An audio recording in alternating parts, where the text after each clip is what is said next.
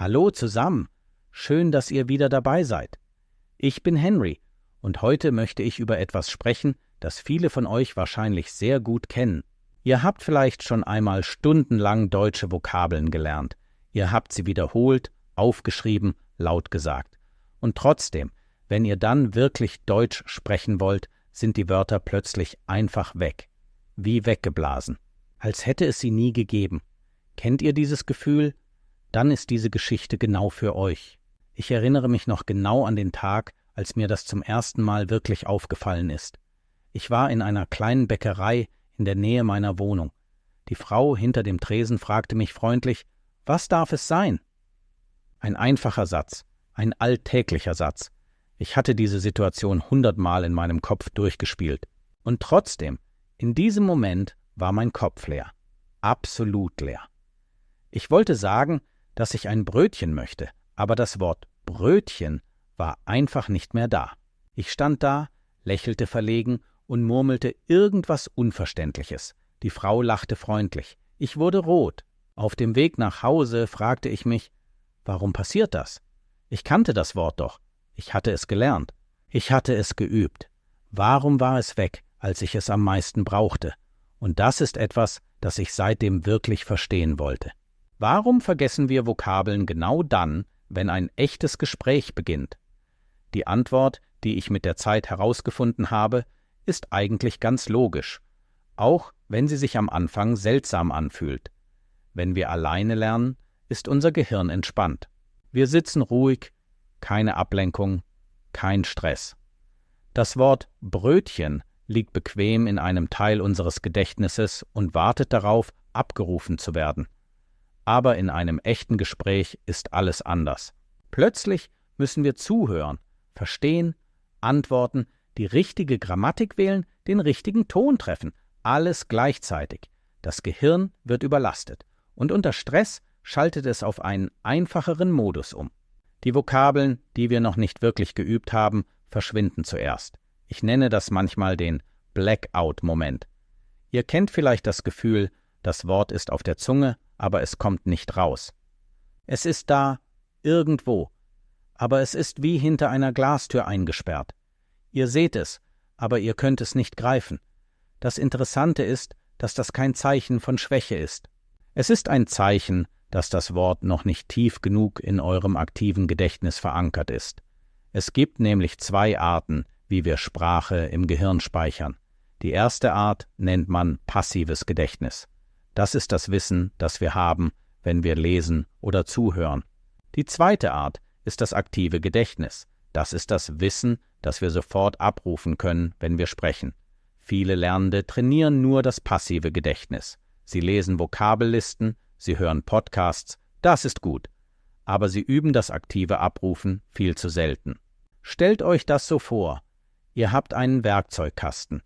Darin liegen alle möglichen Werkzeuge.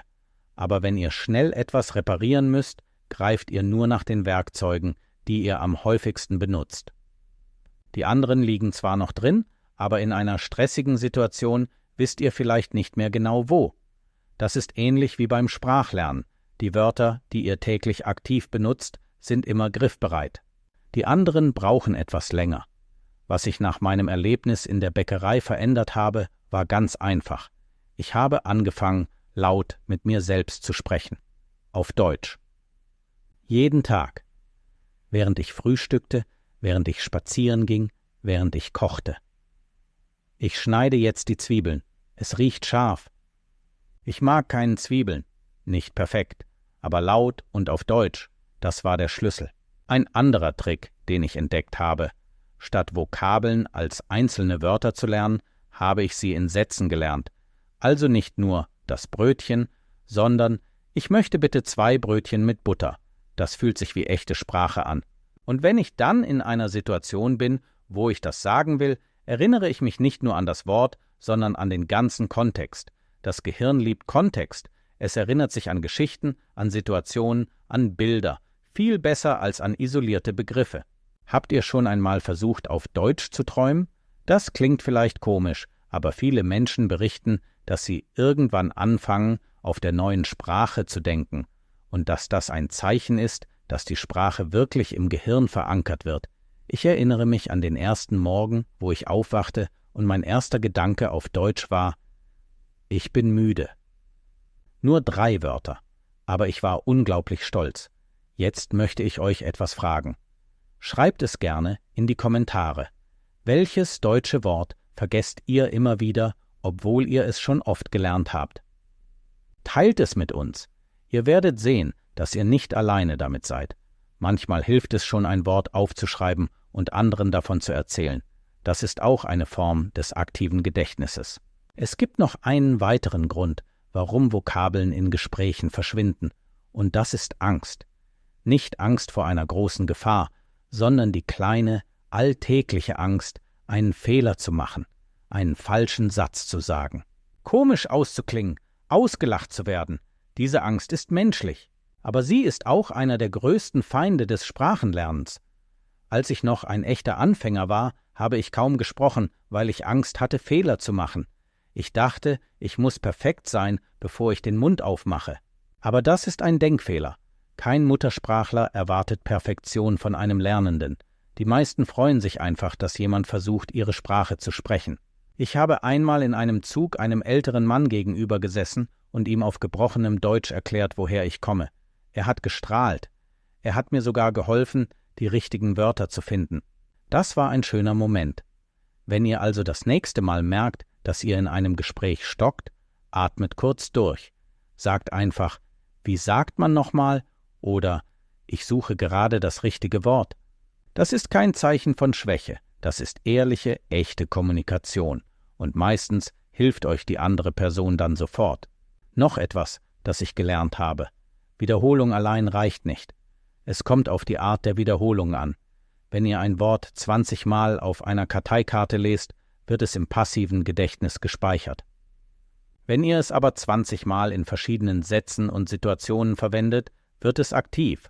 Versucht, neue Wörter in Situationen einzusetzen, die euch persönlich wichtig sind. Redet über eure Hobbys auf Deutsch. Schreibt einen kurzen Tagebucheintrag über euren Tag. Hört einen deutschen Podcast, wie zum Beispiel diesen hier, und wiederholt Sätze laut nach. Imitiert die Betonung, die Melodie der Sprache. Übrigens, wenn ihr diese Art von Geschichten nützlich findet, würde ich mich sehr freuen, wenn ihr den Kanal abonniert. Wir veröffentlichen regelmäßig neue Episoden auf Deutsch, für alle, die die Sprache auf natürliche Weise, durch Geschichten und echte Erfahrungen lernen möchten. Und wenn euch diese Folge besonders gut gefallen hat, lasst gerne einen Daumen hoch da. Es hilft uns wirklich sehr, mehr Menschen zu erreichen, die Deutsch lernen wollen. Ich möchte euch heute noch einen letzten Gedanken mitgeben, bevor ich zum Ende komme. Sprache ist kein Wissenstest. Es ist eine Fähigkeit, ähnlich wie Fahrradfahren oder Schwimmen. Niemand lernt Fahrradfahren, indem er ein Buch darüber liest. Man setzt sich hin, fängt an zu treten, fällt vielleicht ein paar Mal, steht wieder auf und irgendwann hält man das Gleichgewicht. Beim Sprachlernen ist es genauso.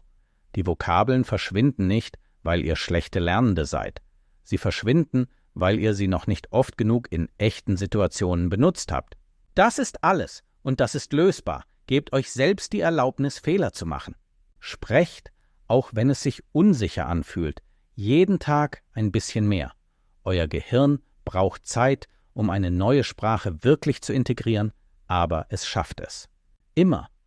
Ich finde es jedes Mal schön, wenn ich höre, wie jemand sagt: Ich habe früher nie gedacht, dass ich mal Deutsch sprechen würde.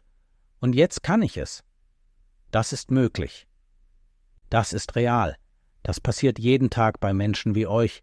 Also, was ist euer nächster Schritt? Welche Vokabeln möchtet ihr diese Woche aktiv üben? Schreibt es in die Kommentare. Ich lese sie wirklich gerne. Und wer weiß, vielleicht hilft euer Kommentar jemandem anderen, der gerade dasselbe durchmacht wie ihr. Das war es für heute. Ich bin Henry. Danke, dass ihr zugehört habt. Bleibt neugierig, bleibt dran und auf Wiederhören beim nächsten Mal. Tschüss.